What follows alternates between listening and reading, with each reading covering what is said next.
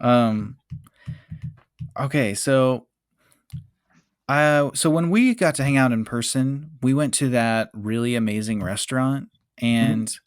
and you can probably talk a little bit more about it, but it was sort of, I don't know if it was tapas style or if that was the intention of the restaurant, but it was almost like order a bunch of different types of dishes and then we all share. They weren't necessarily small appetizers. I don't know Mhm. if we just kind of ordered a lot because it was a fun night out while we had like friends in town, or if it was just like that's the whole normal setting of that restaurant. But it was really good quality food. And we had Mhm. conversations about the chefs and their intention behind pairing certain items in each dish. And Mhm. I just thought it was so fascinating how you knew that kind of stuff. I know you wanted to talk a little bit about food science, and I don't know if that's similar, but I thought I would let you just take it away and see where we go. Yeah, totally, totally. I think like there's a few questions in there, so we'll kind of start with a few of them with restaurant size and restaurant menus. And so that style of food is shareable plates, and you Okay. see that in different ways as well too. So tapas is a form of shareable plates. You have family style, where maybe you'll go get like a pizza or multiple pizzas and share different slices off that pizza is a different way as well too. And I used to work for the state of Washington, and when I was there, I was a contractor. And what I did is I worked with blind people and in the restaurants of owning and operating restaurants. So, and they were more food service cafes and little espresso shops, and it really ranged in the tasks that each individual had to do. From one guy would use the slicer and a knife. Some people were paperwork oriented. Some people were marketing oriented, and they would take this class in this program and they would learn the basics about operating a restaurant and then have the opportunity to run these cafes. And when I was working as a contractor for that, I had the opportunity to really break down and really see a lot of restaurant theory. So one of the things we really looked at is how do you cost a latte menu? Like, what are the different ways that you cost a latte menu? One of the theories behind that is called the Starbucks bell curve.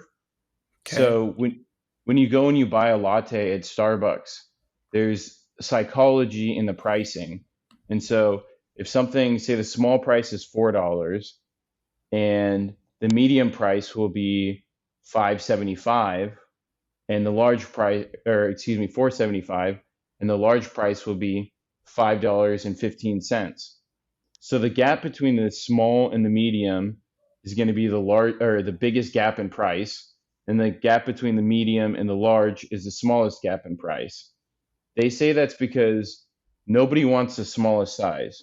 Everybody psychologically wants the biggest size, but they don't want to be judged for having the largest size. So they're going to stick in the middle. So that middle Okay. size is the most profitable for them. They're going to sell the most of it. That's where everything's based around as well too. So it's a numbers situation.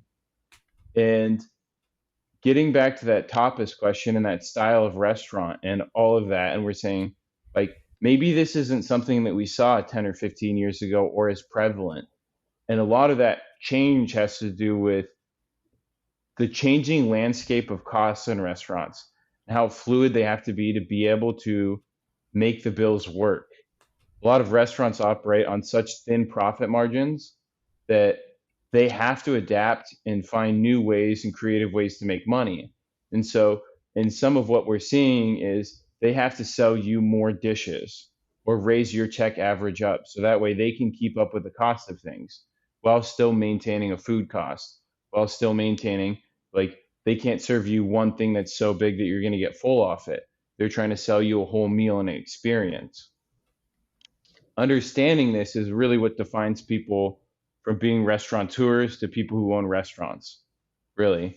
And so as cost changes and the landscape of your experience changes as well too, so we're going to see more of these places where we order smaller things that we share between more people because at the end of the day if I'm running the numbers on that, those numbers look different for and more profitable and more advantageous.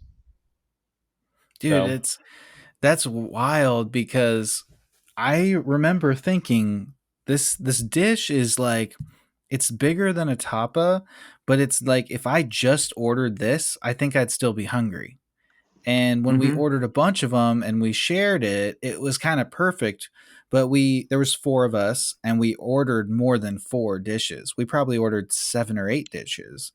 And hmm so it's like, but it seems like you kind of already knew like what they were doing and I had no idea. It's like their scheme was working on me because I'm just the regular customer that doesn't know that this is what they're doing, you know? sure.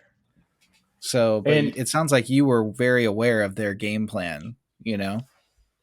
the funny thing is we kind of started talking at the beginning of this podcast, and one of the things that we brought up was tradition. And I've dined with people from other cultures, many other cultures, and it's interesting that some of these foundational cultures, in the way that we express food, French food, really being specific to that, is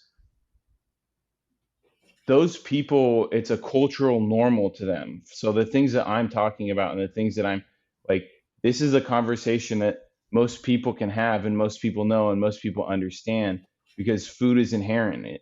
And so it's funny that it's like when we remove ourselves and put ourselves in a different culture, I'm now an expert on something where to other people it's what they do, it's their life, you know, like French Yeah. people, it's so involved with it, and they, because they do that and interact that way, their actions of doing that now define how we observe and change our interactions with food.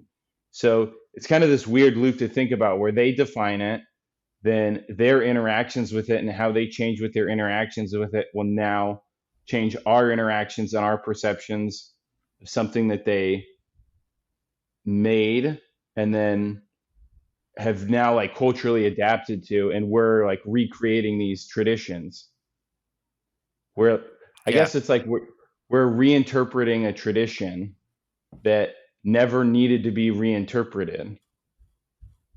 Like it's funny, but it's like, but we also, as like time progresses, right? Like I'll give you an example. Um, Traditionally in French service, you when you pour wine, so the first taste of the pour goes to the person who's ordered it, and they have to accept that bottle because in winemaking, there's inconsistencies from time to time. You have so many vintages, so many grapes, so many people making it.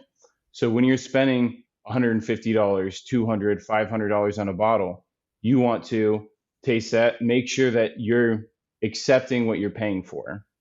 You don't want to Okay. buy it, say it's a bad bottle of wine, and be like, hey, this is no good, and then saying, well, we opened it for you, right? So Okay. in that tradition of wine, you accept it. And one of the next steps in traditional French service is then you're going to pour wine from the right hand side for the oldest lady going down to the youngest lady, and then the oldest man to the youngest man.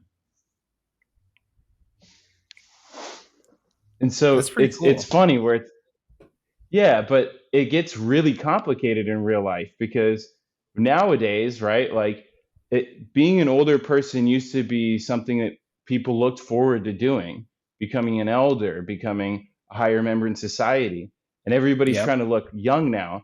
And so the whole system and the whole interaction is changing because if that was the system and I poured somebody wine and the wrong step, they're now going to be offended at me as their waiter, and I'm getting paid by them, and I'm offending somebody because it's like, hey, I think you're like the same So, age, maybe you're like a year older, and it's like I'm sitting there guessing. And so the do you service, think do mm, you think that the customers are aware that that's the tradition? I mean, unless you're literally talking about French people at a French restaurant, but like are you saying if anybody went to a French restaurant cuz they might not know that that's the way, you know? I think the problem is that there, because there's no standardization, some people do know and some people don't know. So there's sometimes there's this expectation that that is what the service is if you're buying wine, and you should know that. And I worked at this Mexican restaurant, and their wine selection was incredible, but most people weren't going to this place for wine. They were going there for margaritas. But the person who ran the program knew a lot about wine, was progressing her life through the wine world as well too. So the expectations of us were based off of, you know, these more traditional rules. You would occasionally get people that would come in that would understand the rules, but there's this disconnect at this point. So when we look at people in restaurants who adapt the rules that we're talking about, and like the portions and how the whole experience changes, at some point you say, is it more profitable or is it more about tradition to do this as well too? Because if you implemented it purely on tradition, you're going to offend people because you're going to assume age. If you did it purely on profit, you're maybe not going to pour that little bottle of wine out to have them taste it. You're going to just go through, open the wine, just pour it for everybody and run into it. So we find these balance between these 2 points as well, and it's always kind of changing. But it's interesting as well too, because some customers are very educated, and the customers that are very educated have very high standards. And you witness that going out with me, right? Like you're sitting here and you're like, oh, this is take, and it's like, oh, this is doing this, this person is checking on this, they're doing this water, they're doing this loop, right? So the more Yep. you know about it, the bigger of a deal it is to you. And so, like, at what point do you, and how do you find the audience, and how do you target that audience? It's a really, it's a great question. And the more people that we have, and the more information that flows, but without that tradition, then at some point, like, we lose the ability to build those expectations. So, as a person providing a service, at some point you have to say, this is just what we're going to do. Like, I don't really have a great justification for it. We're just going to do this and then we'll change it. A bunch of people get Yeah. offended. We'll mix it up, and yeah. I Add, remember our expectations were different when we were at what was the name of the restaurant we ate at? I don't remember. I remember exactly where it is. It's right when you get over First Street in Austin. I don't Okay. remember what it is. It's a Mexican spot, right? Right, yeah. Yeah. And I don't remember the name of it either. I think it's kitchen in Mexican or Cocina? Spanish. I'm not sure, but is that it? I think Maxwell said it was kitchen, but I don't know. Um, but Might have been. do, do you remember we were talking about expectations when we were walking out? Because I was like, that's the best meal I've had. Like, I've been traveling for work and eating really good Hmm. food, and that meal is the best meal I've had in probably 6 months. And I remember just walking out being like, dude, that was like a whole experience. And you were like, yeah, it was pretty good, but like your expectations were a little bit higher than mine because you've worked in it and you've like worked in it from the standpoint of like the business side, and I think you've Hmm. also worked in it from being a waiter, and then you've also eaten at a lot of restaurants like that. And so my level of expectations were a little different, but Hmm. if you think about it, it's pretty cool because like their mission for the night was to give people a good time, and I was like blown away by it. So at least they're able to do that for some people, you know.